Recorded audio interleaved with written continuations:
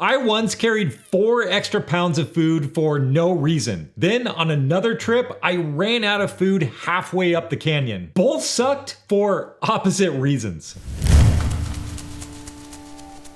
The real backpacking trick isn't just picking the right meals, it's packing exactly the right amount. Enough fuel to keep you moving, but not so much food that you're hauling wasted weight back home. Today, we'll set your daily calorie target, show realistic ranges, and bust a few myths about food. Stick around and you'll never bonk mid-trip or carry extra dead weight again. So food almost always ends up being the second heaviest thing in your pack after water, and sometimes it's even the heaviest part, which means the margin for error is brutal. Too much and you're just hauling bricks you'll never eat. On my first couple of backpacking trips, I didn't know any better. I packed like I was heading to a backyard cookout instead of the backcountry. Canned soup, apples, oranges, even an entire bag of frozen burgers for one night. Just for myself. By day 2, I could feel that mistake with every step. My pack was overloaded, my knees hurt, and the food bag didn't seem to get any lighter because I'd brought so much extra weight. By the time I returned back to the trailhead, I still had half of my food untouched. The problem is, weight compounds over distance. 1 extra pound in your food bag means carrying that pound for every step. And yeah, your legs notice. Do that across an entire trip and you've just stressed your knees, slowed your pace, and burned energy hauling food that you never even needed. That's why dialing in the right amount of food isn't just about eating well, it's one of the biggest levers for comfort, mileage, and morale on trail.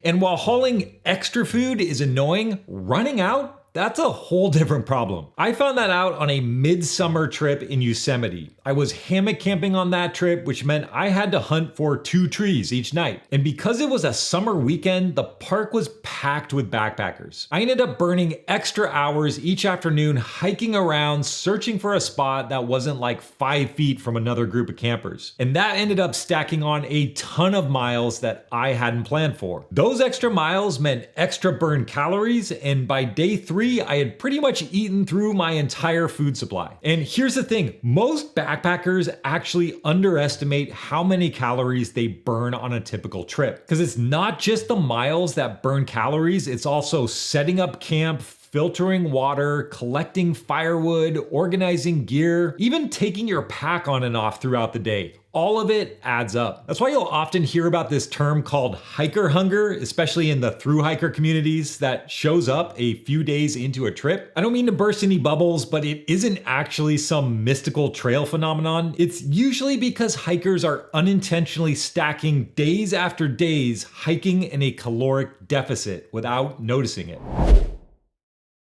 All right, you're planning a trip. You're trying to figure out how much food to bring. If you Google how much food to bring backpacking, you'll see the same number everywhere, around 3,000 calories a day. Sounds about right, yeah? Well, it's a decent starting point, but for a lot of trips, that's not nearly specific enough. A 300-pound guy with a 40-pound pack is not burning anywhere close to the same calories as a 120-pound ultralight hiker skipping down the trail eating Pop-Tarts. And I learned pretty quick that the one-number-fits-all approach is just not reliable. Instead, I look at 3 things to determine my caloric needs for a trip. First, the trip itself, the mileage, the elevation, and how hard the terrain actually is. Second, my body weight. Bigger engines burn more gas. And third, my pack weight, because carrying a 50-pound fully loaded comfort setup feels way different than carrying a 10-pound base weight ultralight kit. And when you mix those all together, you get ranges that actually start to make sense. And if you do want some general numbers that are a bit more reliable, here's a cheat sheet. For an easy day with low miles and mellow terrain, aim for about 2,500 to 2,900 calories per day. For a moderate day with maybe up to 10 miles a day and some climbing, aim for 3,000 to 3,500. And for really hard days with like big climbs, long miles, cold weather, high altitude, think 3,500 up to even the low 4,000s. All right, so far so good, but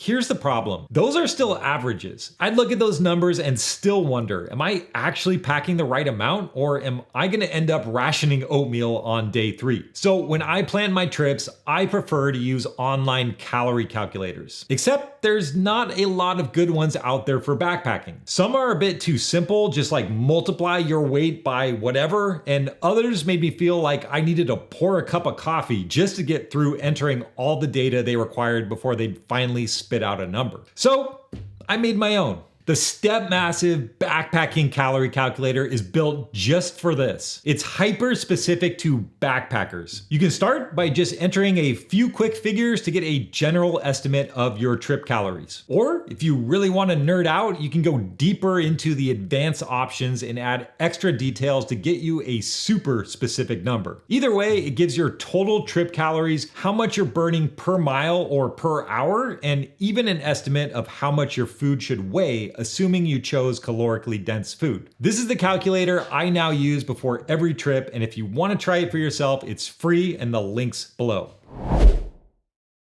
So even if you nail your calorie number, it's easy to still tank your trip with the wrong type of calories. You'll often see backpacking food layouts on YouTube packed with sugary, fatty, simple carbs. Chips, chocolate bars, bagels, candy, Pop-Tarts, you name it. And it's easy, tasty, and totally fine in moderation. But if that's your whole food bag, you're gonna feel it on trail. Here's the key difference.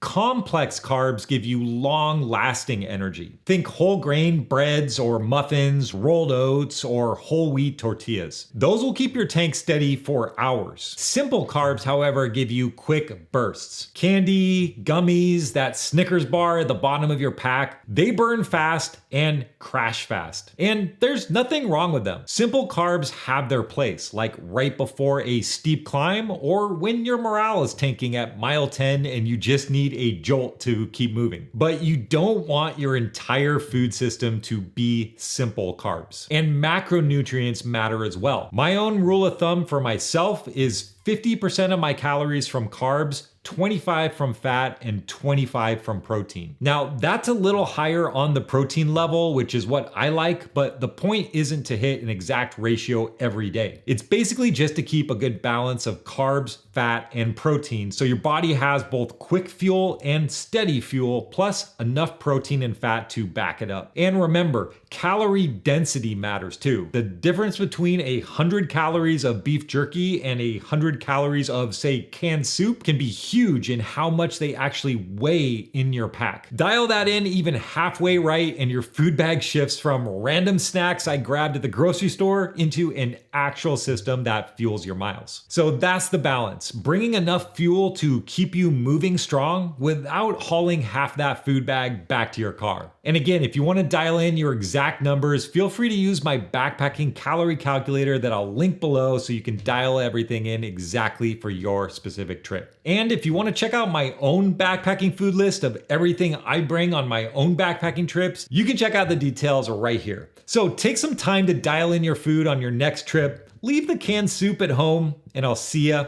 on the trail.